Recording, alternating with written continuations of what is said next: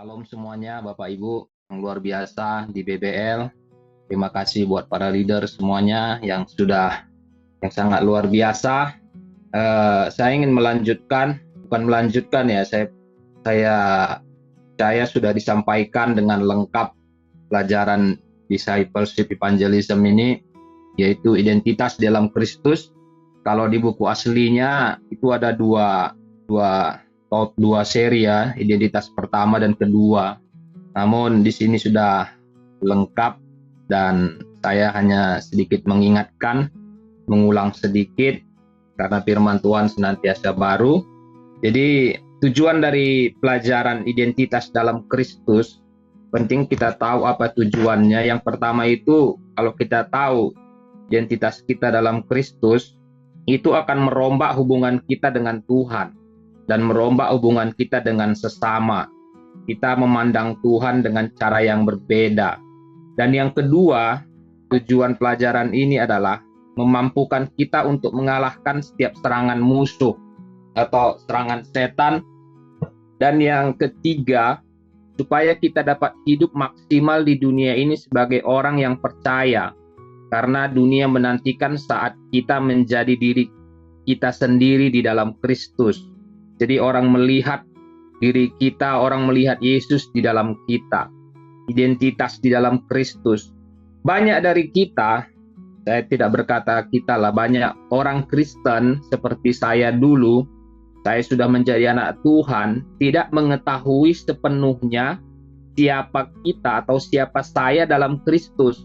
Dan tidak sepenuhnya mengetahui hak-hak dan keistimewaan yang saya miliki sebagai anak-anak Allah. Dan itu sangat berbahaya dan itu banyak melumpuhkan kekristenan. Contohnya seperti saya dulu, sekitar 20 tahun yang lalu, saya berpikiran saya berusaha untuk memperkenan Tuhan. Saya berusaha untuk berkenan di hadapan Tuhan. Jadi kita harus mempunyai cara pandang atau pola pikir yang benar tentang identitas kita di dalam Kristus, agar kita dapat mengetahui siapa kita sebenarnya, apa yang Kristus sudah lakukan. Ini sangat penting, dan apa yang kita miliki, dan apa saja yang dapat kita lakukan di dalam Tuhan. Dan itu tujuannya agar kita dapat berfungsi secara maksimal dan menggunakan, seperti yang saya katakan tadi, hak-hak istimewa yang Tuhan berikan untuk kita. Jadi contoh seperti kalau kita nginap di sebuah hotel, kita ingin mengetahui fasilitas-fasilitas apa saja yang hotel itu sediakan bagi kita. Apakah hotel itu menyediakan sarapan pagi, kolam renang, dan lain-lain sebagainya. Kalau kita tidak mengetahuinya, sampai kita keluar dari hotel itu, kita tidak menikmati yang seharusnya bisa kita nikmati. Itu adalah hak. Demikian juga kita sebagai orang percaya, kita harus mengetahui apa hak kita sebagai orang percaya di dalam Kristus.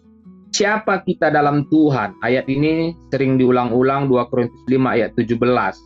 Jadi siapa yang ada di dalam Kristus, dia adalah ciptaan yang baru, yang lama sudah berlalu. Sesungguhnya yang baru sudah datang. Bapak Ibu, ayat ini tidak berbicara tentang tubuh kita. Ayat ini juga tidak berbicara tentang jiwa kita. Kalau tubuh kita gemuk atau kurus pada saat kita lahir baru, itu akan tetap kurus dan gemuk sampai kita membaharui cara berpikir kita untuk diet atau membuat tubuh kita gemuk. Dan itu tidak berbicara tentang jiwa, pikiran, dan kehendak emosi. Ciptaan baru itu Bapak Ibu berbicara tentang roh. Jadi roh kita sempurna. Siapa kita dalam Tuhan kita adalah ciptaan baru. Dan apa yang kita miliki di dalam Tuhan setelah kita lahir baru, setelah kita menjadi ciptaan baru. Ini sangat penting. Seperti yang saya katakan tadi, kita harus tahu apa yang kita miliki. Di dalam Efesus 1 ayat 3 dikatakan di sana, terpujilah Allah dan Bapa Tuhan kita Yesus Kristus yang dalam Kristus telah mengaruniakan kepada kita segala berkat rohani di dalam sorga. Dia telah mengaruniakan. Kapan kita terima? Pada saat kita lahir baru. Jadi kita telah memiliki segala sesuatu yang kita butuhkan di dalam roh kita. Makanya 2 Petrus 1 ayat 3 sampai 4 dikatakan karena kuasa ilahinya sudah menganugerahkan kepada kita segala sesuatu yang berguna untuk hidup yang saleh oleh pengenalan kita akan Dia. Jadi segala sesuatu telah dikaruniakan, diberikan dengan cuma-cuma. Kita hanya perlu mengenalnya, mengetahuinya. Makanya jikalau kamu mengetahui kebenaran, kebenaran itu akan memerdekakan kamu, dikatakan. Yang telah memanggil kita oleh kuasanya yang mulia dan ajaib. Dengan jalan itu ia telah menganugerahkan. Luar biasa, ayat ini favorit saya banget. Telah menganugerahkan kepada kita janji-janji yang berharga dan yang sangat besar, supaya olehnya kamu boleh mengambil bagian dalam kodrat ilahi dan luput dari hawa nafsu duniawi yang membinasakan dunia. Jadi dia telah menganugerahkan. Kita tidak mencari di luar sana lagi, tapi itu ada di dalam kita. Jadi apa yang kita miliki dalam Tuhan, Tuhan menganggap kita berharga. Dikatakan di dalam Yesaya 43 ayat 4, oleh karena engkau berharga di mataku dan mulia, dan aku ini mengasihi engkau, maka aku memberikan manusia sebagai gantimu. Jadi kita ini berharga. Matius 6 ayat 26 berkata, pandanglah burung-burung di langit yang tidak menabur dan tidak menuai dan tidak mengumpulkan bekal dalam lumbung, namun diberi makan oleh Bapamu yang di sorga. Bukankah kamu jauh melebihi burung-burung itu? Kita lebih berharga daripada ciptaan yang lain. Bahkan dikatakan Tuhan menciptakan kita begitu menakjubkan dan indah, dikatakan di dalam Mazmur 139 ayat 14. Aku bersyukur kepadamu oleh karena kejadianku dahsyat dan ajaib. Ajaib apa yang kau buat dan jiwaku benar-benar menyadarinya. Dan Tuhan berjanji untuk menguatkan dan menyertai kita. Ibrani 13 ayat 5. Bahkan Tuhan menciptakan kita menurut kita untuk pekerjaan yang baik. Dan Tuhan mengasihi kita. Lalu setelah itu Bapak Ibu, apa yang dapat kita lakukan? Kisah Para Rasul 17 ayat 28 berkata, sebab di dalam Dia kita hidup dan bergerak. Kita ada seperti yang telah juga dikatakan oleh pujangga-pujanggamu, sebab kita ini dari keturunan Allah juga. Sebagaimana Dia kita hidup. Bahkan dikatakan dalam Galatia 2 ayat 20, namun aku hidup tapi bukan lagi aku yang hidup, tapi Kristus yang hidup di dalam. Jadi luar biasa, kita dapat melakukan perkara-perkara yang besar saat kita mengetahui jati diri kita atau mengenal siapa kita, identitas kita di dalam Tuhan. Yang selanjutnya Bapak Ibu, apa bahaya dari tidak mengenal identitas kita? Sangat berbahaya sekali kalau kita tidak mengenal identitas kita. Hidup kita terjebak dalam tipu muslihat iblis dan hidup tidak berkemenangan. Sebagai contoh di dalam Bilangan 13 ayat 33, Bapak Ibu tentu tahu ceritanya tentang 12 pengintai yang 10 berkata kita ini seperti belalang, namun Joshua dan Kaleb berkata kita pasti mengalahkan mereka. Namun yang 12 itu berkata kita ini seperti belalang, yang 10 itu berkata kita seperti belalang.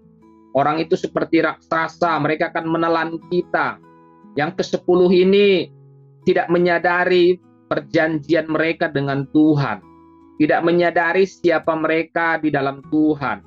Namun sangat disayangkan, seluruh bangsa Israel lebih mempercayai yang 10 daripada yang kedua. Sekarang juga Bapak Ibu, banyakkan orang lebih mempercayai yang negatif daripada yang positif. Seluruh orang Israel serentak mempercayai apa yang dikatakan oleh yang 10 pengintai itu. Akhirnya apa yang terjadi? Semua mereka mati di padang gurun seperti belalang.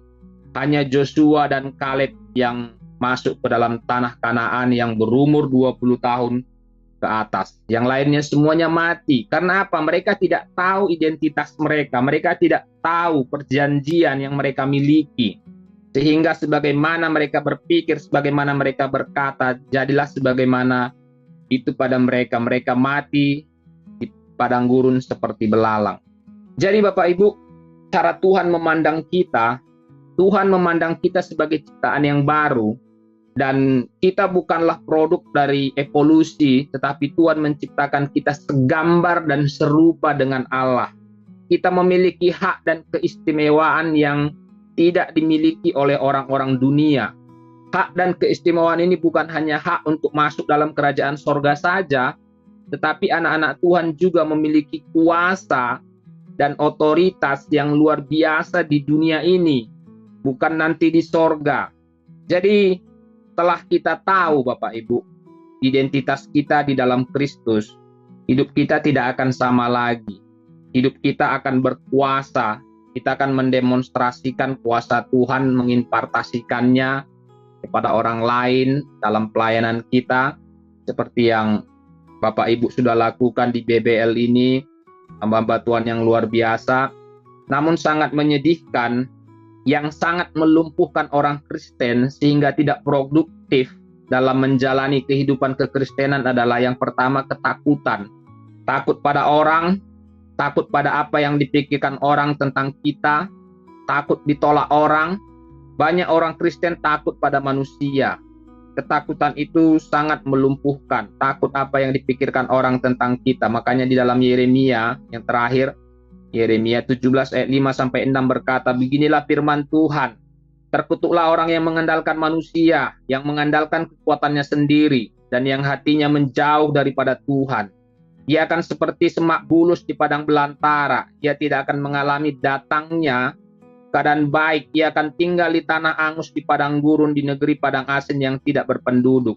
Jadi takut pada manusia melumpuhkan. Kalau kita tidak menyadari identitas kita, ketakutan itu akan menaungi kita, meliputi kita. Sebagai kesimpulan Bapak Ibu yang terakhir, di mata Tuhan kita adalah karya yang berharga. Jika hari ini kita memandang diri kita rendah dan tidak berguna, kembalilah membaca ayat-ayat Alkitab yang berbicara tentang siapa kita dalam Kristus dan merenungkannya. Bahkan sebelum kita dibentuk dalam rahim ibu kita, Tuhan sudah menentukan masa depan kita. Percayalah padanya dengan segenap hati. Jangan biarkan standar dunia dan semua hal yang lain ditawarkannya, yang ditawarkan dunia, membuat kita kehilangan identitas kita di dalam Kristus. Semoga ini memberkati Bapak Ibu. Tuhan Yesus memberkati. Terima kasih.